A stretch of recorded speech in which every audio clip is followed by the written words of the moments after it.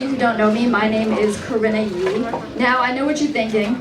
You see an Asian doing stand-up and you're like, oh, she's just gonna talk about being Asian the whole time. Well, first of all, how dare you?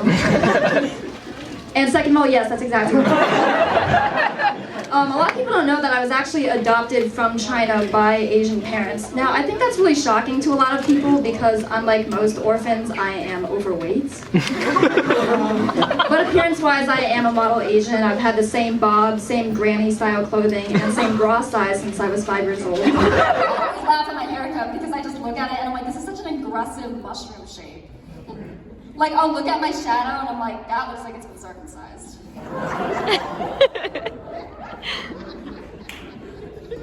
Not to mention, I also just look like a character from Squid Game. I also want to wish everyone in the audience a happy Hanukkah. Let's give it up for Hanukkah, yeah? Especially to all my Jewish friends, yeah, happy Hanukkah. People are probably wondering, like, why does this Chinese girl care about Hanukkah? Like, what, she wants their business on Christmas? Not like that. The rabbi over here is dying. I actually grew up Jewish. I went to a Jewish day school, interestingly, and it was there that I realized that Jewish culture is actually very similar to Chinese culture. There is a huge emphasis on education, respecting the elders, and I guarantee you that both of our grandmothers play mahjong, and they've been trying to marry us off since we were 12 years old. In my hometown, I noticed that on Hinge, instead of holding babies, the guys will hold fish. Which, they're all dressed in camo, and they got like these mustaches and these long beards, and they're holding this fish that's like 8 feet long, and I'm like, okay, I guess a fish is kind of like a baby because it's slippery, and because most teenagers don't have the attention span to take care of one. But no hate towards teen moms. I went to a public school. I went to public school. A lot of my friends had kids. I love all my godchildren, for real. You know, teen pregnancy, that was never an option for me. It wasn't because I had like strict parents or because I was abstinent. It's because all my life I've looked like a middle school principal. I came out looking like this. I came out looking like a real estate agent. My dad, I miss him a lot. He's not dead, he's in Maryland.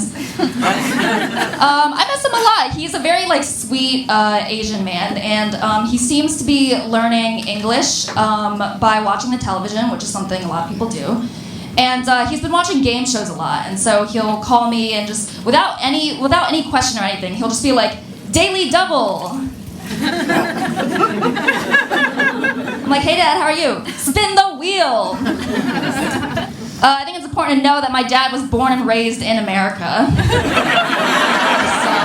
I don't know what's going on. Not only that, he has a PhD in literature. So, I actually just graduated from college in May. I know I look like I could be the dean of the poli-sci department, but I am in fact 22 years old. It was always interesting, and any student likes to go out and have a good time, right? And so we would go to this weird rinky-dink bar/club, and it was called The Jug. And I can't relate to that environment. I mean, look at me. Jugs are the opposite of what I have. And it was interesting. My friends would always want to go, and I'd be like, fine, I stand in line. And, girls there would always complain. They'd be like, guys are always grinding up on me. They're never giving me personal space. They're so disrespectful. And for some reason, I had the opposite effect on guys at The Jug. I remember one time I was trying to leave the line. I was like, I don't want to be here. And this huge frat guy is helping me. And he's like, move aside, guys. Get out of the way. Come on. Come on. Go over this way, ma'am. I'll help you out.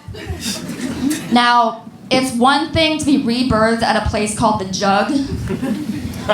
It's another thing to be called ma'am just because you're not wearing a tube top and hoop earrings.